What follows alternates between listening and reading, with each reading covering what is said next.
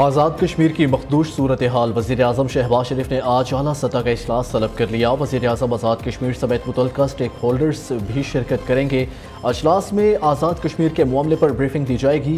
شہباز شریف کا وزیر اعظم آزاد کشمیر سے رابطہ، فوری امن کے لیے اقدامات یقینی بنانے کی ہدایت۔ شہباز شریف نے کہا قانون ہاتھ میں لینا اور سرکاری املاک کو نقصان پہنچانا برداشت نہیں۔ تمام جماعتیں مطالبات کے حل کے لیے پرامن طریقہ کار کا سہارا لیں۔ امید ہے معاملہ جلد حل ہو جائے گا۔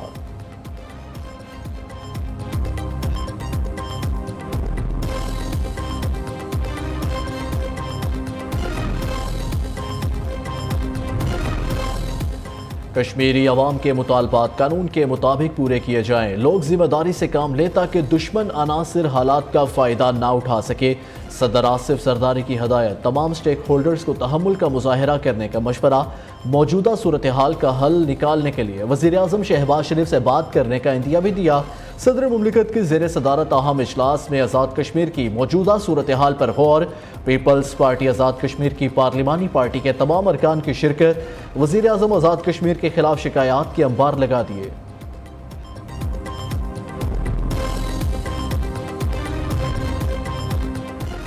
بلاول بھٹو کی سیاسی رہنماؤں کو ایک بار پھر مل بیٹھنے کی دعوت۔ نفرت اور گالم گلوچ کی سیاست کی بجائے پاکستان کا سوچنا ہوگا۔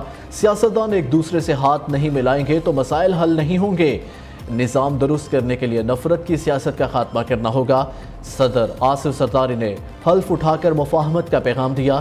چیئرمین پیپلز پارٹی کا لاہور میں تقریب سے خطاب کہا الیکشن کے بعد تنقید کرنے والی جماعتوں نے ہمارے 10 نکاتی منشور کو اپنایا۔ عدالتی اصلاحات کے لیے آئینی ترمیم لانے کی ضرورت ہے۔ عدالت نے تسلیم کیا ذوالفقار بھٹو کا ٹرائل فیئر نہیں ہوا۔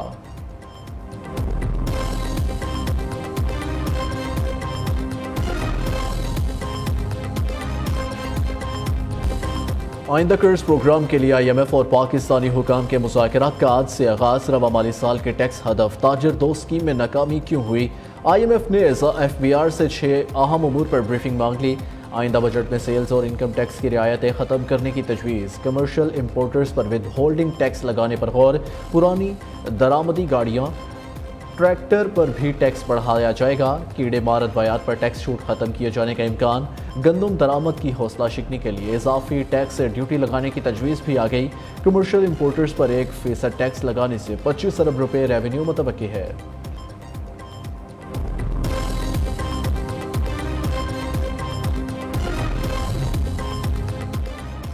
ٹیکس نیٹ آئی ایم ایف کی نہیں پاکستان کی ضرورت ہے، اس سے پیچھے نہیں ہٹیں گے۔ ملک میں معاشی استحکام کے لیے اداروں کی نجکاری ضروری ہے۔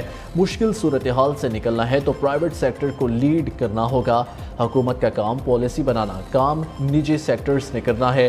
وزیر خزانہ محمد اورنگزیب کا لاہور میں پری بجٹ کانفرنس سے خطاب۔ کہا I M F team Pakistan پہنچ چکی، آج سے مذاکرات شروع ہوں گے۔ روپے کی قدر مستحکم، افراط زر میں کمی آ رہی ہے۔ ٹیکس ریونیو کا ہدف 94 ارب روپے ہے۔ تاجر برادری کو ٹیکس نیٹ میں لانے کے اقدامات کر رہے ہیں۔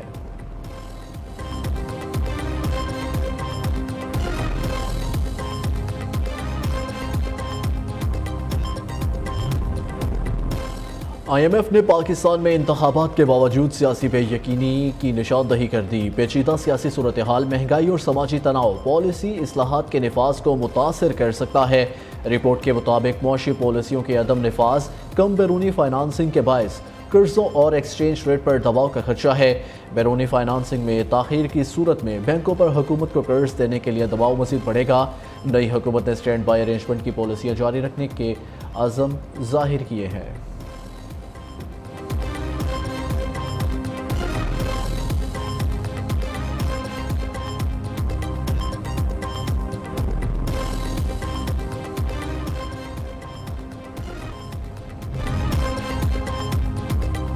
بائیس سال بعد زمین کو طاقتور مقناطیسی طوفان کا سامنا۔ شمسی طوفان 10 مئی کی رات زمین سے ٹکرایا۔ مقناطیسی لہروں سے پیدا ہونے والی روشنیوں کو اٹلانٹا اور جنوبی افریقہ تک دیکھا گیا۔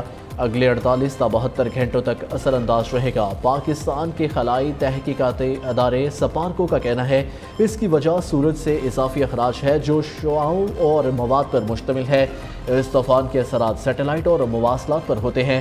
پاکستان میں اس کے اثرات کا خدشہ کم ہے۔ سندھ حکومت کا سیلاب متاثرین کے لیے 21 لاکھ گھر بنانے کا فیصلہ۔ وزیر اعلیٰ مراد علی شاہ نے کہا گھروں کی تعمیر کے لیے فنڈز کا انتظام کر چکے۔ بلاول بھٹو کے اعلان کے مطابق 300 یونٹ تک مفت بجلی دینے پر جلد کام شروع کریں گے۔ تھر کے کوئلے کو ایکسپورٹ کرنے کے لیے اقدامات اٹھائیں گے۔ کسان اور لیبر کارڈ کے جلد اجرا، پینے کا صاف پانی ہر فرد تک پہنچائیں گے۔ ایم کیو ایم سمیت ہر سیاسی جماعت سے اچھے تعلقات چاہتے ہیں۔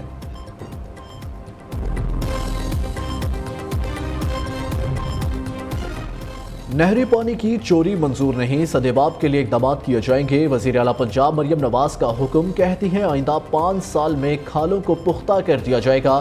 پہلے مرحلے میں 10 ارب کی لاگت سے 1200 کھالے پکے کیے جا رہے ہیں۔ کسانوں کے لیے سولر ٹیوب ویل پروجیکٹ کا جلد آغاز کیا جائے گا۔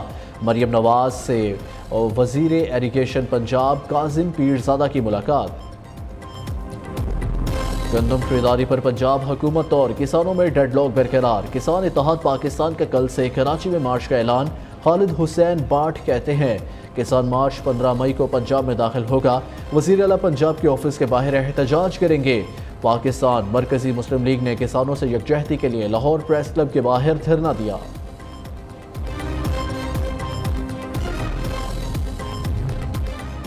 کسانوں سے اظہار یکجہتی، جماعت اسلامی کا وزیر اعلیٰ ہاؤس کے باہر دھرنے کا اعلان۔ 16 مئی کو لاہور مال روڈ پر پرامن احتجاج کریں گے۔ حکومت روکنے کی کوشش نہ کرے، حافظ نعیم الرحمان کا واضح پیغام۔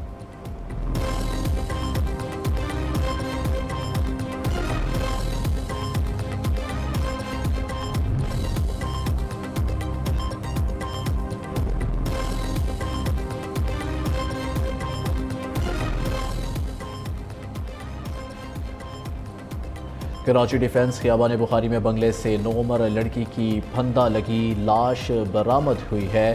پولیس نے لاش پوسٹ مارٹم کے لیے جناح اسپتال منتقل کر دی۔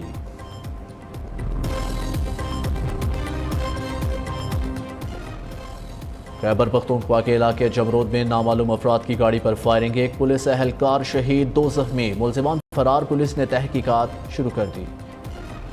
پنجاب میں 9 مئی سے جاری بارشوں آندھی سے 2 افراد جاں بحق، 11 مکانات متاثر۔ پی ڈی ایم اے کی رپورٹ کے مطابق سرگودا، شیخ پورہ، قصور، گجرانوالہ، فیصل آباد اور چنیوٹ میں آندھی اور بارش سے نقصانات ہوئے۔ بارشوں سے 11 مکانات متاثر ہوئے، چھتیں گرنے سے 9 افراد زخمی۔ حالیہ طوفانوں اور بارشوں سے 2 شہری جاں بحق، 25 زخمی۔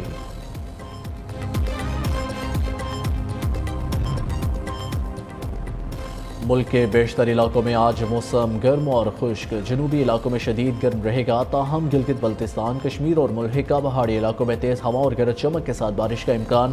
کراچی میں درجہ حرارت 43 تک پہنچنے کا امکان۔